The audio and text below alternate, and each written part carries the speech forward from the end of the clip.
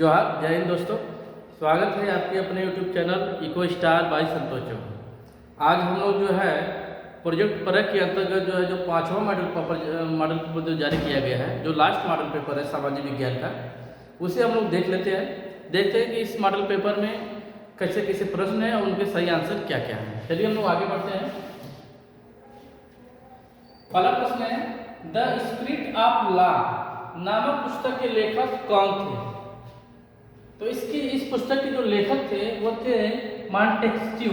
Montesquieu जो है the spirit of law के लेखक थे। दूसरा, डॉक्टर भीमराव अंबेडकर ने दलित वर्ग एसोसिएशन का गठन कब किया गया था? तो दलित वर्ग एसोसिएशन का गठन इन्होंने 1930 में किया था, 1930 में। तीसरा, अमेरिका में ब्रिटेन वुड्स समझौता कब हुआ? तो ये समझौता 1940 में होता है। 1940 में ब्रिटेन वुड्स समझौता जो होता है 1940 में होता है। चौथा, डॉन ऑफ द सेंचुरी नामक चित्र में किसका महिमा मंडन है? डॉन ऑफ द सेंचुरी ये जो है एक चित्र है। इस चित्र में जो किसका महिमा मंडन है, किसके बारे में जिक्र किया गया है बढ़ा चढ़ा के? तो वो है औद्योगिकीकरण। औद्योगिकीकरण को जो लेकर जो है डॉन ऑफ सेंचुरी में बनाया गया है। पांचवा, गैली क्या है? गैली एक धातुई फ्रेम है। एक धातुई फ्रेम है। 5 प्रश्न हो गए। आगे हम देखते हैं।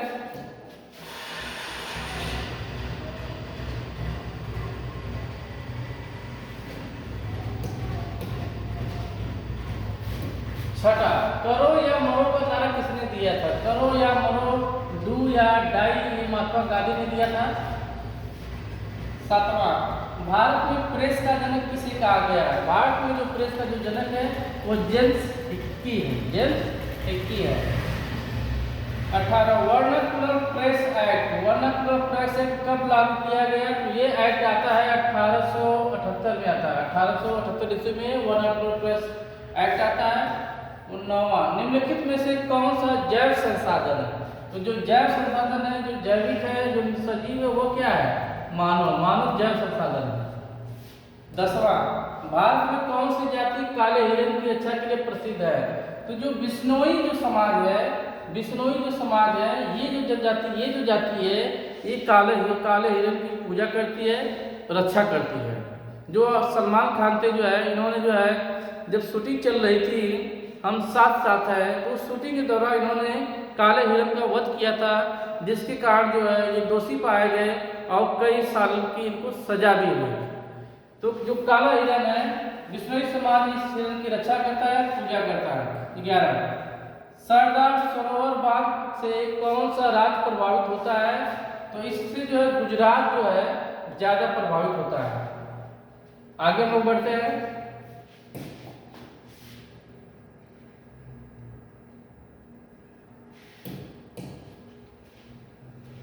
12, रोपड़ कृषि फसल का उदाहरण है। रोपड़ कृषि जो है एक ऐसी कृषि होती है कि जो कि कमर्शियल वाणिज्यिक खेती के अंतर्गत आती है। इसमें क्या होता है कि एक बड़े क्षेत्र पे, एक बहुत बड़े क्षेत्र पे, जो एक बहुत बड़े भूभाग पे जो है केवल एक ही प्रकार की खेती की जाती है, कई बार की जाती है, कई सालों तक होती है। जैसे आप देखेंगे कि असम, पश्चिम बंगाल के कुछ इलाके हैं, कुछ ऐसे क्षेत्र हैं जहाँ पे जो है हमेशा जो एक ही फसल बोई जाती है वह है चाय। कुछ आपको क्षेत्र मिलेंगे जहाँ पे केवल कॉफी ही उगाया जाता है, कहीं केवल रबड़ उगाया जाता है। तो जो चाय हुआ, कॉफी हुआ, रबड़ हुआ, नारियल हुआ, इन सब की जो खेती होती है इसी को बोला जाता है रोपड़ कृषि बोला जाता है। तो राइट आंसर होगा रोपड़ कृषि का जो सही एग्जाम्पल होगा वो चाय होगा। 13, चूना पत्थर किस उद्योग का आधारभूत कच्चा माल है? तो चूना पत्थर से जो है ये सीमेंट उद्योग को जो कच्चा माल मिलता है वो चूना पत्थर ही है। 14, उत्तर दक्षिण गलियारे का दक्षिणतम बिंदु। तो दक्षिणतम जो बिंदु है वो हमारा क्या है? कन्याकुमारी है। तो 14 का जो आंसर हो जाएगा ग। 15, मोनाजाइट में निम्नलिखित में से कौन सा खनिज पाया जाता है? तो मोनाजाइट में थोरियम पाया जाता है। 16, कर्तन दहन प्रणाली कृषि को झारखंड में किस नाम से जाना जाता है? तो कर्तन दहन जो प्रणाली है झारखंड में इसको पुरुआ बोला जाता है। पुरुआ। 16 कब 17। बेल्जियम को स्वतंत्रता कब प्राप्त हुई? तो बेल्जियम को स्वतंत्रता मिली थी 4 अक्टूबर 1830 में। बेल्जियम की राजधानी ब्रुसेल्स है, जहाँ पर जो है यूरोपीय संघ का मुख्यालय भी है। 18। पंचायती राज को शक्तिशाली और प्रभावी बनाने के लिए संविधान में 73वां संशोधन कब हुआ? 1992 में। 1992 में 73वां संविधान संशोधन हुआ पंचायती राज को लेकर। आगे हम देखते हैं।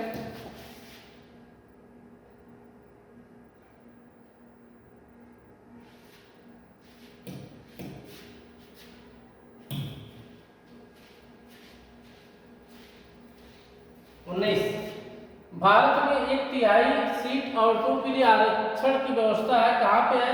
पंचायती राज में। पंचायती राज में जो है महिलाओं के लिए 33% सीटें आरक्षित है। 20। निम्न में से किस देश में एक दलीय शासन प्रणाली है? तो चाइना।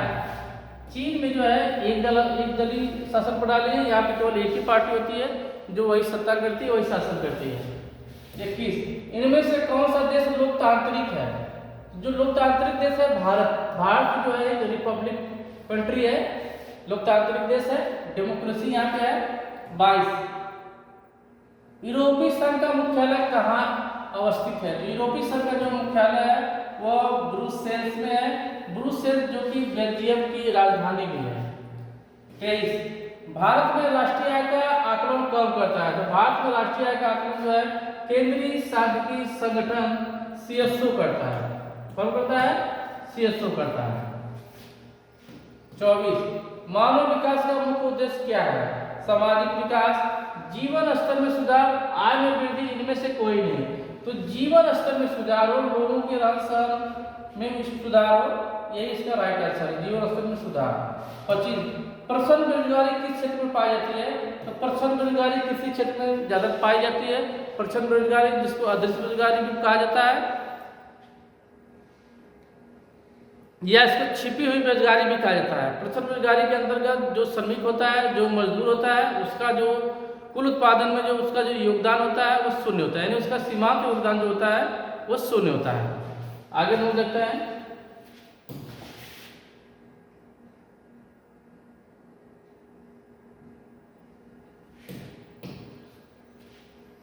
26। इनमें से कौन सार्वजनिक क्षेत्र का उदाहरण है? तो सार्वजनिक क्षेत्र रेलवे भी है, BSNL भी है, डाकघर भी है, उपरोक्त सभी, ये सभी सार्वजनिक क्षेत्र के उदाहरण है। तो 27। बैंकों की आय का प्रमुख स्रोत क्या है? तो ऋण देना बैंकों की आय का प्रमुख स्रोत है। 28। भारतीय रिजर्व बैंक की स्थापना 1 अप्रैल 1935 को हुई थी। 1 अप्रैल 1935 को भारतीय रिजर्व बैंक की स्थापना हुई थी। 1 जनवरी 1949 को रिजर्व बैंक का राष्ट्रीयकरण कर दिया गया। 29। वैश्वीकरण की शुरुआत किस वित्त मंत्री द्वारा किया गया था? तो जो जिसको हम बोलते हैं LPG मॉडल, जो है LPG मॉडल जो 1991 में आया था, इसकी शुरुआत डॉक्टर मनमोहन सिंह ने किया था। ये इसके जनक है वैश्वीकरण के। 30। सूचना का अधिकार अधिनियम कब पारित हुआ? अक्टूबर 2005 में सूचना का अधिकार आता है। ये रहा 30 प्रश्नों का एक सेट और इसका राइट आंसर। आगे हम लोग देखते हैं कि आगे जो प्रश्न हैं कौन कौन से हैं और उनके आंसर क्या है।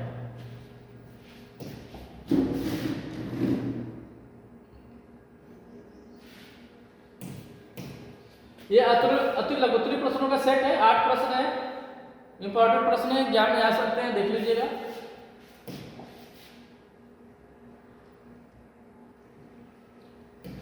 लघुत्तरी प्रश्न है, एग्जाम में आ सकते हैं, देख लीजिएगा आप लोग।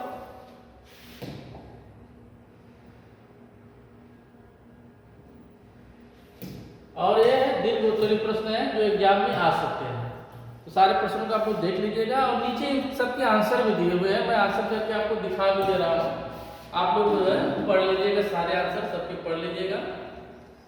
पहला जो आंसर है ये अति लघुत्तरी ऑब्जेक्टिव प्रश्नों का आंसर है, बहुविकल्पी प्रश्नों का आंसर है। जो 30 प्रश्न बहुविकल्पिक है सबका आंसर है यहाँ पे।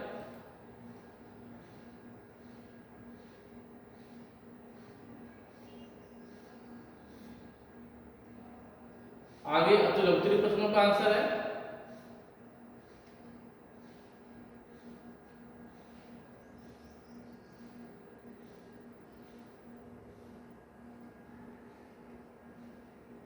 वीडियो को रोक रोक के आप जो है सारे आंसर आप लोग पढ़ लीजिएगा।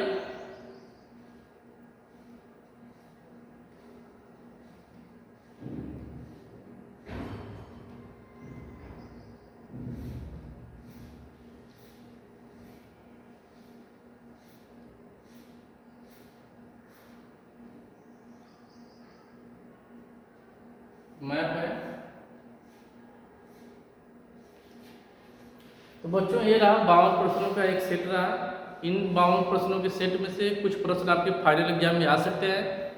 25 फरवरी को जो पेपर है सामाजिक विज्ञान का 10वीं का, जो जैक बोर्ड के स्टूडेंट है, एग्जाम में जाने से पहले एक बार जो है प्रोजेक्ट प्रयोग के अंतर्गत जो भी मॉडल पेपर जारी किए गए हैं सबको एक बार जरूर देखिएगा। अगर आप ऐसा करते हैं तो 100% जो है प्रश्न जो है फंसने के चांसेस रहेंगे। ठीक है, आज के लिए इतना ही। धन्यवाद।